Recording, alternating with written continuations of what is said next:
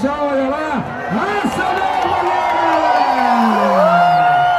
Aê, que coisa linda e maravilhosa. Maravilha agora. Agora que vem a maravilha, meu. Agora que vem a maravilha da maior fogueira do sul do Brasil, aqui em Santa Catarina, São João do Itaperiú. É coisa de louco, meu, coisa de louco. Que festa maravilhosa. A você que está aí gravando, registrando todo esse momento, é aqui em São João do Itaperiú, na maior fogueira do sul do Brasil, com 35 metros, 110 anos de tradição, fazendo para você aqui a maior festa. Show de bola! Tamo junto e misturado. Vamos apreciar aí o jogo. Legal, legal, legal.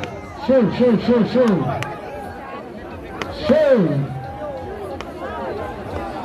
Obrigado, Júlio Chinaldo, nosso serviço. Obrigado, Miranda.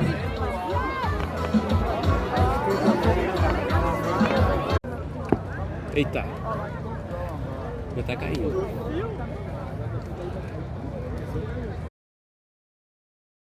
Bota a fogueira em cima da cabeceira assim. Tá chovendo. Tá, começando. Não, é isso. Não, tá pingando.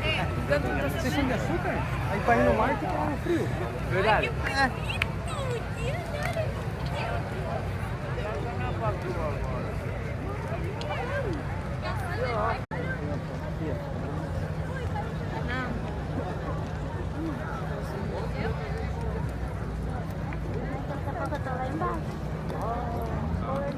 Mas bom.